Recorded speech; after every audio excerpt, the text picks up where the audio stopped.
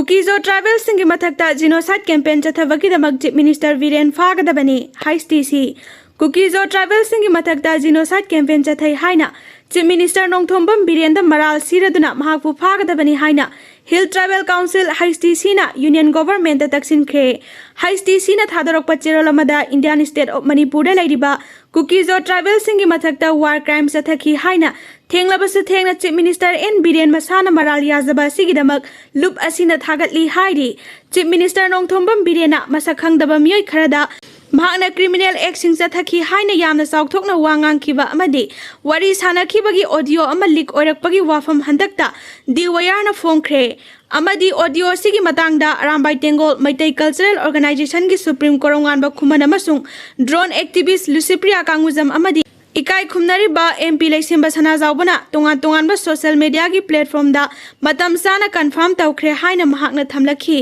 Leak oirakhiba audio da Kuki village singda bombing jathaba lepnaba Union Home Minister gi order amabu reject tawkhibagi matangsu Chief Minister Masana yamna thauna phana Masana yazana phongdokli maram asina Kuki village singda bombing jathaduna nupi angang singi mathakta war crimes jathakhiba sigi amadi State Army dagi nongmai lu tawkhibagi damak mahakpu fagadabani amaromda Chief Minister gi pokminaba manaunupa Rajendra Nongthombana Imphal manung da laiba miyoi kharana mamal naidaba audio Congress workers singda yonsile haina phongdokpa laikhre haina su cherolasina phongdorakli wafam asigi matangda Kuki MLA sing amadi wakhal manaba civil society organization singna lepkhalakpa khongthang khudingmak Hill Tribal Council na mapung fana sawatkani haiba wafam thambaga loinana maralaiba Chief Minister N Birenbu Fabiyo haina Union Government ki pungning chingsilakpaga loinana koronganba khuman Lisipria Kanguzam amasung MP Sana Zawalai Sembada credit sufirakli Laibak kanana bohona rubadagi issue thorokpani Laibak mangnaba uraluba natte Chief Minister Viren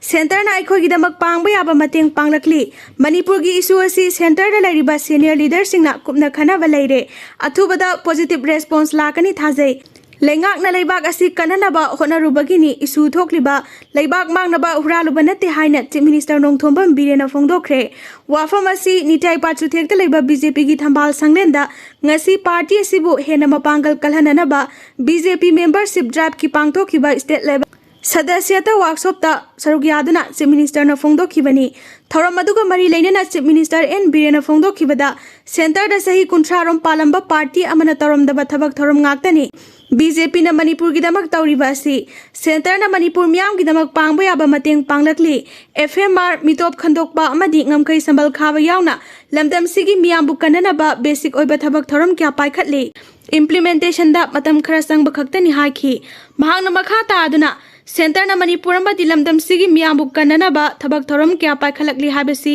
document na takpani aiko isa da thajaba laitana Atopa thaza hanbang amloi maram asina aikoi gidamak center na lamdam sigi miyam gi yaifana ba paikhalakliba thabak thorom sing asi aikoi isana hana thaza bachangi ngasi di Manipur gidamak BJP lengak na kari tauri haina miyam nasu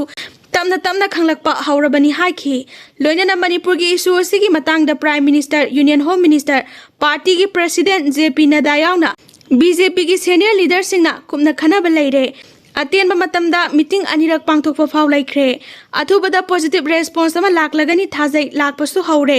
issue asi lengak asina lebak asi kanana bohona badagi thorakli bani masida wakhal sonthafam thokte lengak asina phammunaduna huralaga lebak mangnaba tawrubana te hainusu Chief Minister na phongdokhi ngasi gi thoramadu da Manipur gi sadasyata abhiyan gi in charge Dr. Rajdeep Roy Nagaland amadi Manipur ki Sangstan Mantri Abegiri, BJP Manipur Pradesh ki President Adhikari Mayum Sarda, Rajya Sabha ki MP Sana Zawalai Semba yauna, Lengak ki Minister Singh MLA Singh loinana, party ki karyakarta ke asu saruk yakhi.